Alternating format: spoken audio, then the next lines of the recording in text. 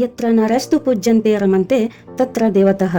ಎಲ್ಲಿ ಹೆಣ್ಣು ಪೂಜಿಸಲ್ಪಡುತ್ತಾಳೋ ಅಲ್ಲಿ ದೇವತೆಗಳು ವಾಸಿಸುತ್ತಾರೆ ಎಂಬ ಮಾತಿದೆ. ಹೆತ್ತ ತಾಯಿ ಹೆಣ್ಣು, ಹೊತ್ತ ಭೂಮಿ ಹೆಣ್ಣು, ಜೊತೆಯಲ್ಲಿ ಬೆಳೆದ ಅಕ್ಕ ತಂಗಿ ಹೆಣ್ಣು, ಗೆಳತಿಯಾಗಿ, ಮಡದಿಯಾಗಿ, ಮಗಳಾಗಿ, ಜೀವನದುದ್ದಕ್ಕೂ ಗಂಡಿನ ಜೊತೆಯಾಗಿ ಸಾಗುವವಳು ಹೆಣ್ಣು. ಹೆಣ್ಣು ಇಲ್ಲದೆ ಮಾನವ ಸಮಾಜಕ್ಕೆ ಅಸ್ತಿತ್ವವೇ ಇಲ್ಲ. ಗಂಡಿನಷ್ಟೇ ಸಮಾನ ಪ್ರಾಮುಖ್ಯತೆಯನ್ನು ಹೊಂದಿದ ಹೆಣ್ಣು ಕೂಡ ಅವನ ಜೊತೆಯಾಗಿ ಎಲ್ಲ ಕ್ಷೇತ್ರಗಳಲ್ಲೂ ತನ್ನ ಛಾಪನ್ನು ಮೂಡಿಸಿದ್ದಾಳೆ. ಅಂತಹ ಹೆಣ್ಣಿನ ಬೆಳವಣಿಗೆಯ ವ್ಯಾಪಕತೆಯ ಒಂದು ನೋಟ ಇದೀಗ ನಿಮ್ಮ ಮುಂದೆ. ಅತ್ತೆ ಮಾವನ ಸೇವೆ ಮಾಡುತ್ತಾ, ಗಂಡ ಮತ್ತು ಮಕ್ಕಳ ಕಾಳಜಿ ವಹಿಸಿ, ಮನೆಯ ನಿರ್ವಹಣೆಯನ್ನು ಅಚ್ಚುಕಟ್ಟಾಗಿ ನಿಭಾಯಿಸುತ್ತಾ ಕುಟುಂಬವನ್ನ ನಡೆಸುವ ಅಪ್ಪಟ ಗೃಹಿಣಿ ಈ ಹೆಣ್ಣು.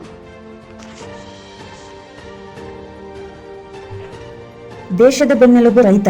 ಆ ರೈತನಿಗೆ ಬೆನ್ನೆಲುಬಾಗಿ ನಿಂತವಳು ಅವನ ಮಡದಿ. ಮನೆ ಮಕ್ಕಳನ್ನು ನಿಭಾಯಿಸಿ ಗಂಡನ ಜೊತೆಗೂಡಿ ತನ್ನ ಹೊಲದ ಸಮೃದ್ಧಿಗೆ ಸಹಾಯಕಿಯಾದವಳು. ಕುಟುಂಬದ ಏಳಿಗೆಗಾಗಿ ಹಿತಶತ್ರುಗಳ ಜೊತೆ ಕಾದಾಡಿ ಕುಟುಂಬವನ್ನ ರಕ್ಷಿಸುತ್ತಾ ತನ್ನ ಹಳ್ಳಿ, ತನ್ನ ಸಾಮ್ರಾಜ್ಯ, ತನ್ನ ದೇಶದ ಸ್ವಾತಂತ್ರ್ಯಕ್ಕಾಗಿ ಫಿರಂಗಿಗಳ ಜೊತೆ ಸಿಂಹಿಣಿಯಂತೆ ಸೆಣಸಾಡಿ ಪರದೇಶಿಗಳ ಪಾಲಿಗೆ ಸಿಂಹಾಸನವಾದಳು. ಇಡೀ ಸಂಸಾರದ ನೊಗವನ್ನ ತನ್ನ ಹೆಗಲ ಮೇಲೆ ಹೊತ್ತ ಹಾಗೇನೆ ತನ್ನ ಬೆನ್ನ ಹಿಂದೆ ಅನೇಕ ಜೀವಗಳನ್ನು ಹೊತ್ತು ಸಾಗುತ್ತಾ ಮುನ್ನಡೆಯುವ ಬಸ್ ಚಾಲಕಿಯಾಗಿ, ಜೊತೆಗೆ ನಿರ್ವಾಹಕಿಯಾಗಿ ಹೆಣ್ಣು. ಲಟ್ಟನಿಗೆ ಹಿಡಿದು ಚಪಾತಿ ಲಟ್ಟಿಸುತ್ತಿದ್ದವಳು ಸ್ಪ್ಯಾನರ್ ಹಿಡಿದು ನಟ್ಟು ಬೋಲ್ಟು ಟೈಟ್ ಮಾಡುವುದಕ್ಕೂ ಮುಂದಾದಳು. ವಾಹನ ಓಡಿಸುವುದನ್ನಷ್ಟೇ ಅಲ್ಲದೆ ವಾಹನ ತಯಾರಿಕೆಯಲ್ಲೂ ಹೆಣ್ಣಿನ ಕೈಚಳಕವಿರುವುದು ವಿಶೇಷ.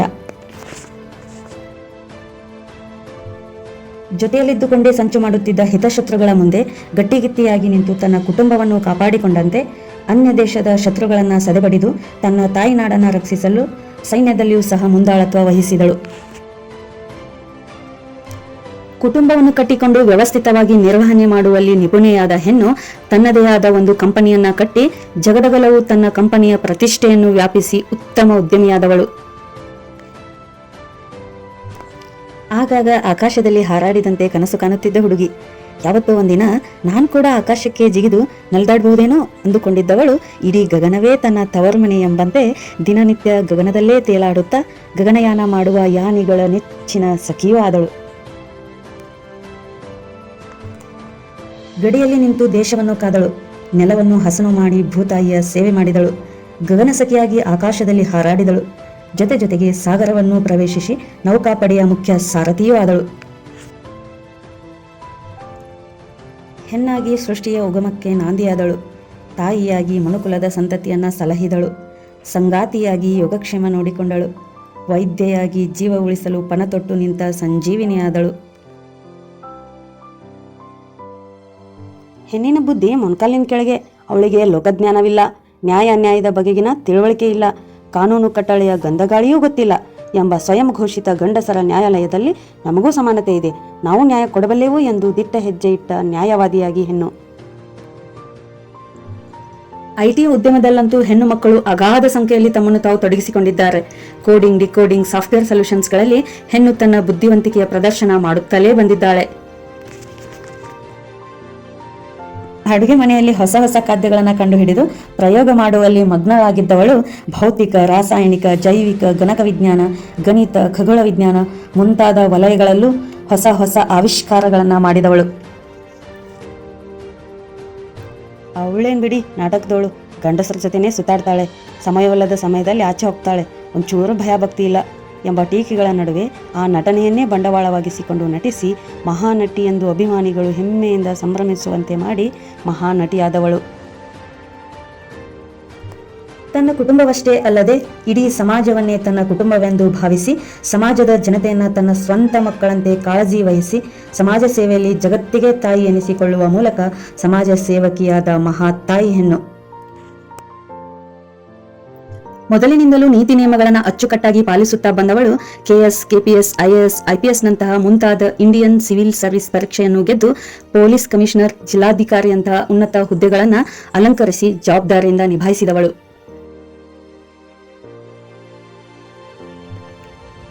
ಮಗುವಿಗೆ ಮೊದಲ ಮಾತನ್ನು ಕಲಿಸಿದವಳು ತಾಯಿ. ಅವಳಾದ ಮೇಲೆ ಅಕ್ಷರದ ಜೊತೆಗೆ ನೈತಿಕತೆಯ ಮೂಲಕ ಮೌಲ್ಯಗಳನ್ನು ತಿಳಿಸುತ್ತಾ ತಪ್ಪುಗಳನ್ನು ತಿದ್ದುತ್ತಾ ಸಮಾಜದಲ್ಲಿ ಗೌರವಯುತವಾಗಿ ಬಾಳುವಂತೆ ಮಾರ್ಗದರ್ಶನ ಮಾಡುವವಳು ಶಿಕ್ಷಕಿ. Journalism is suitable only for gents ಎಂಬ ಮಾತನ್ನ ಸುಳ್ಳು ಮಾಡಿ ಪತ್ರಿಕೋದ್ಯಮದಲ್ಲಿ ಇಳಿದು ಸತ್ಯದ ಕಿಡಿ ಹೊತ್ತಿಸಿ journalism is suitable for every gem of the person ಎಂಬುದನ್ನ ಸಾಬೀತು ಮಾಡಿದ ಹೆಣ್ಣಿವಳು. ಮಾನಸಿಕ, ಬೌದ್ಧಿಕ, ನೈತಿಕತೆಯ ಜೊತೆಗೆ ದೈಹಿಕವಾಗಿಯೂ ಕೂಡ ನಾನು ಸದೃಢವಾಗಿದ್ದೇನೆ. ಬಲವೆಂಬುದು ಗಂಡಸರ ಸ್ವತ್ತಷ್ಟೇ ಅಲ್ಲ, ಬಲದಲ್ಲಿ ನಾವೂ ಮೇಲುಗೈ ಸಾಧಿಸಬಲ್ಲೆವು ಎಂಬ ಛಲದ ಆಟಗಾರ್ತಿಯಾಗಿ ಹೆಣ್ಣು. ನಾಲ್ಕು ಗೋಡೆ ಮಧ್ಯೆ ಕಳೆದು ಹೋಗಿದ್ದ ತನ್ನ ಸೌಂದರ್ಯವನ್ನು ಆತ್ಮವಿಶ್ವಾಸದೊಂದಿಗೆ ಬಹಿರಂಗವಾಗಿ ಪ್ರದರ್ಶಿಸಿ miss world, miss universe, miss earth ಎಂಬಂತಹ ಸೌಂದರ್ಯಕ್ಕೆ ಮೀಸಲಾದ ಅದೆಷ್ಟೋ ಕಿರೀಟಗಳನ್ನು ಸಂಪಾದಿಸಿ ತನ್ನ ದೇಶದ ಮುಡಿಗೆ ಅಲಂಕರಿಸಿದಳು. ತನ್ನ ಮೇಲೆ ನಡೆಯುತ್ತಿದ್ದ ಶೋಷಣೆಗಳನ್ನು ಎದುರಿಸಿ ತನ್ನನ್ನೇ ತಾನು ರಕ್ಷಿಸಿಕೊಳ್ಳುತ್ತಾ ಸಮಾಜದಲ್ಲಿನ ಕೆಡುಕುಗಳನ್ನು ಕಿತ್ತೆಸೆದು ಜನತೆಯನ್ನ ಒಳ್ಳೆಯ ಹಾದಿಯಲ್ಲಿ ನಡೆಯುವಂತೆ ಎಚ್ಚರಿಸುವ ಖಡಕ್ ಪೊಲೀಸ್ ಅಧಿಕಾರಿಯಾಗಿ ಹೆಣ್ಣು.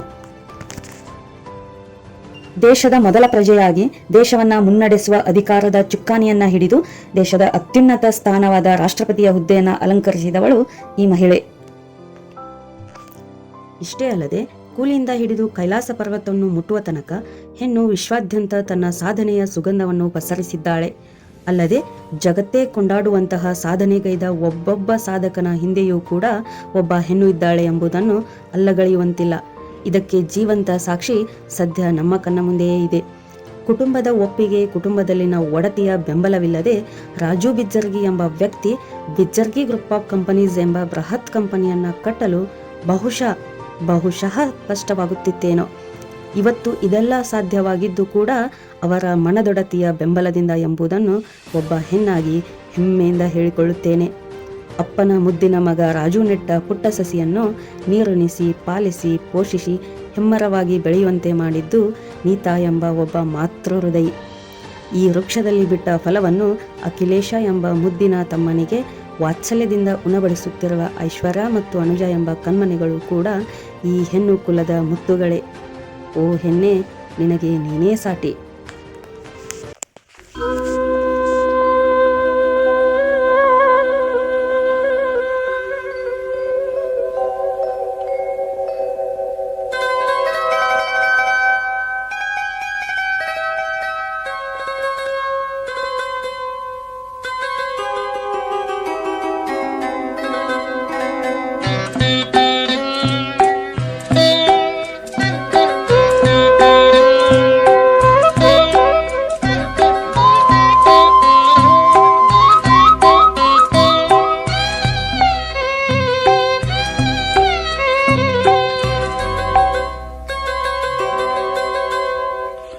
ಆಕಾಶದ ನೀಲಿಯಲ್ಲಿ ಚಂದ್ರ ತಾರೆ ತೊಟ್ಟಿಲಲ್ಲಿ, ಆಕಾಶದ ನೀಲಿಯಲ್ಲಿ ಚಂದ್ರ ತಾರೆ ತೊಟ್ಟಿಲಲ್ಲಿ ಬೆಳಕ ನಿಟ್ಟು ತೂಗಿದಾಕೆ, ಬೆಳಕ ನಿಟ್ಟು ತೂಗಿದಾಕೆ.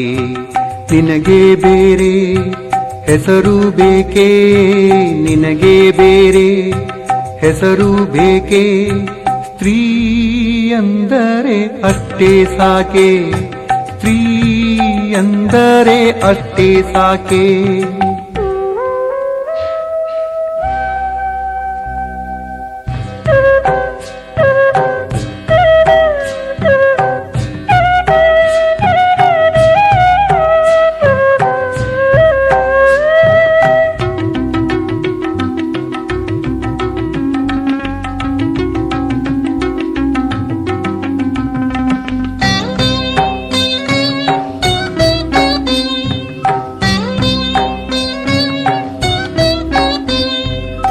ಮನೆ ಮನೆಯಲ್ಲಿ ದೀಪ ಮುಡಿಸಿ, ಹೊತ್ತು ಹೊತ್ತಿಗೆ ಅನ್ನ ಉಣಿಸಿ.